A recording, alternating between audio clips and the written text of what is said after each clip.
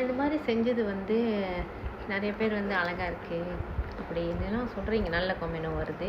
ஆனால் ஒரு சில பேர் இதை டைம் எடுத்து டிஎம் பண்ணுறீங்க. என்னதுன்னா, நான் வந்து சிம்பிளி வேஸ்டிங் த மணி அப்படின்னு.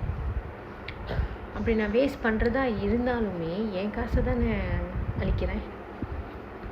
I know I'm doing this like very expensive. I'm doing this all these thing like the பெஸ்ட்டாக அழகாக அந்த ஃப்ரேமு எல்லாமே இருக்கட்டுமே.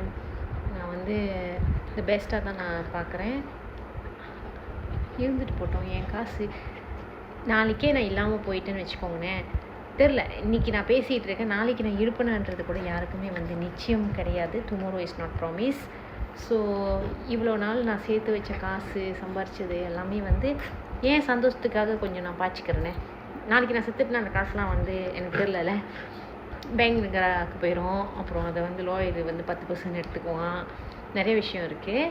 ஸோ அப்படி இருக்கும் போது ஒரு வேளை நான் இல்லாமல் போயிட்டேன் அப்படின்னாக்கா என் வீடு ஃபுல்லாக வந்து நாங்கள் 2 பேர் மட்டும்தான் இருக்கணும். சரியா? அதையும் தாண்டி ஒருத்தவங்களோட ஃபோட்டோ இருக்குன்னா அது இவங்களோட ஃபோட்டோ இருக்கும். சரியா? ஸோ ஒவ்வொரு விஷயத்தையும் தொடும் போது ஜெய்ஷான்றது இருக்கும். இந்த வீடு நான் ரெனோவேட் பண்ணும் போதோ சரி, இல்லை இந்த டிசைனும் சரி, இந்த ஃபேன் தான் இருக்கணும், இந்த லைட் தான் அங்கே இருக்கணும்னு சொல்லி எல்லாத்துலேயுமே ஜே இருக்குது. சரியா? எல்லாத்துலேயுமே ஜே இருக்குது. அதே மாதிரி என் வீட்டு ஃபுல்லாக வந்து ஜேயோட ஃபோட்டோவும் என் ஃபோட்டோவும் மட்டும்தான் இருக்கணும். எனக்கு அதில் ஒரு சந்தோஷம். நான் பார்க்குற இடத்துலாம் ஜே இருக்குது அப்படின்னு. ஓகே.